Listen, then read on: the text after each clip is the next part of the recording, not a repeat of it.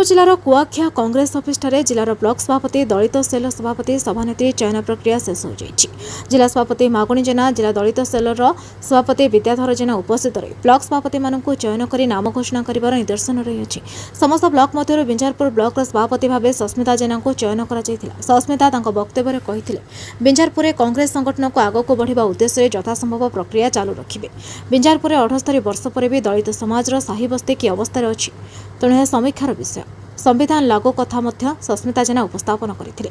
सभापति समस्त पदाधिकारीଙ୍କୁ निर्देश दे कहिथिले कांग्रेस संगठन किपरि सुदृढ़ हेबो तारि उपरे समीक्षा करी काम को आगो को बढ़ाइबार तरीका आपण मुख्यतः दलित बस्ती मानकरे चलित सरकार विफलता संपर्क में लोकों को सचेतन कराइबाको उपदेश देथिले। शेषरे सभापति समस्तको धन्यवाद दे सभासंग करथिले।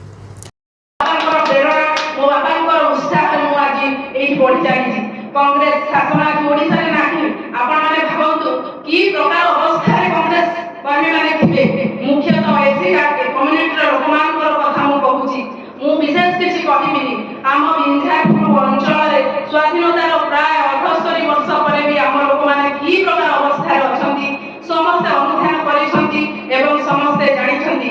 ओडिसा रे बीजेपी सरकार छल कपट रे शासन को आसी पश्चिम ओडिसा पूर्व ओडिसा उत्तर ओडिसा दक्षिण ओडिसा आदिवासी दलित पछुआ वर्ग संख्यालघु लोक मानक की प्रकार अत्याचार सम्मुखीन कराउछंती प्रस्तुत होइतिबा पूर्व योजना को अकामी करी सम्राट श्रेणी मानक स्वार्थ रे बीजेपी सरकार केउ प्रकार योजना प्रस्तुत करूची आमे समस्त जानिबे हातबांधी बसिछंती। किछि किछि प्रतिवाद रो स्वर उठिले भी डबल इंजिन सरकार रो कोनो भूक्षेप नाही। हमकु संविधान को सुरक्षा देबा पाई एकजुट हेबाकू पड़िबो सेही क्षेत्र रे शिक्षित हेबाकू मध्य पड़िबो। संघर्ष भी हाथ पाहंदार अछि मते एही संघर्ष रे शामिल करबा पाई निजको निज प्रस्तुत करि सारिछि। मो मनोबल को बहुगुणित करबा पाई आपण मानकर साथ देबा मो विजयर निदर्शन करि मु भाबुछि। वर्तमान मु एक अंकुरित बीज जेपरि गोटे बीज अंकुरित होतबो ताकु ठीक परिवेश पानी पवन र आवश्यकता रहिछि।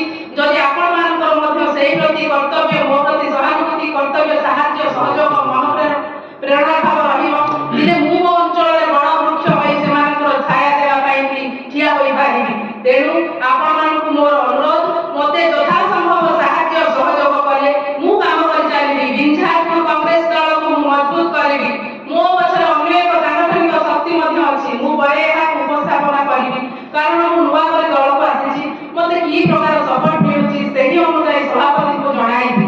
धन्यवाद। जय संविधान जय भारत। ताकू नेबे ने बोली गोटे कंगाल बोल से गार करे 3 मास काल से बोली पाइलानी जो घटना मीडिया रे आसिला एवं हमर जे सर्वमान्य नेता मल्लिकार्जुन खड़गे से लोकसभा रे कथा रखिले जे भारत वर्ष रे धारा 17 कहूची भारत वर्ष रे छुआ छुआ भेदभाव संपूर्ण भाव में विलोप कराई। जदि कोनोसी लोक ये असामाजिक असंस्कृति कथा आगे निजर जीवन में प्रैक्टिस करे तार आईनगत दंड दंडित हम। 1975 मसीहा आईन कथा 1955 करागला विशेष कठोर भाव 1998 एसएसटी एक्ट ना करागला ताकू ये बीजेपी सरकार संशोधन करिकरिया 17 मसीहा पर्यंत शेष करदेला।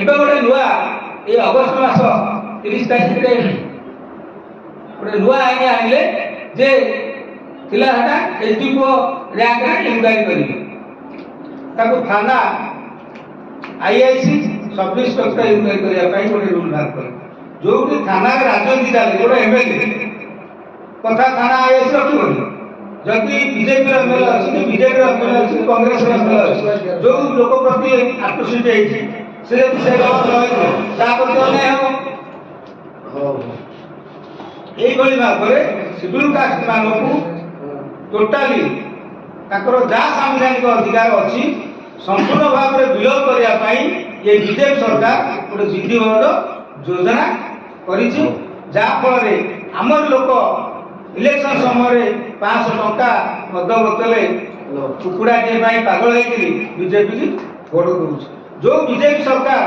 ताकर जो आरएसएस व्यवस्था से जो नाथुराम गडसे महात्मा गांधी की हत्या कला प्रार्थना सभा कहीं कला ये जातिवाद व्यवस्था को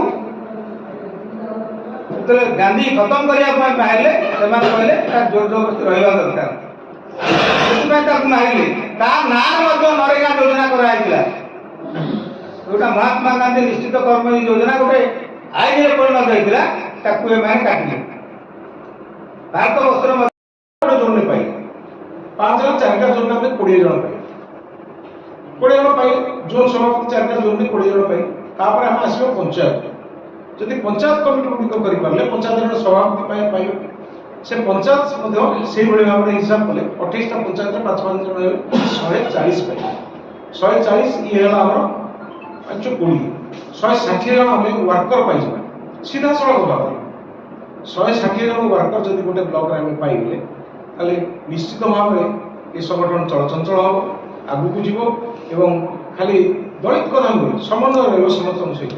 ଯୋଉ ଆପଣ କହୁଥିଲେ ଯେ ବ୍ଲକ ସଭାପତି, ଆପଣ ଏସ୍ସି ସେଲ୍ର ସଭାପତି, ମହିଳା ସଭାପତି, ଓବିସି ସଭାପତି ଓ ସମସ୍ତ ସେଲ୍ ଯଦି ଏଇ ଢଙ୍ଗରେ କାର୍ଯ୍ୟ ଆରମ୍ଭ କରିବେ ତାହେଲେ ୱାର୍କରଙ୍କର ଅଭାବ ରହିବନି, କଂଗ୍ରେସ ସଂଗଠନ ମଧ୍ୟ ପଛକୁ ଯିବନି, ଏ ସଂଗଠନ ଆଗକୁ ଯିବ।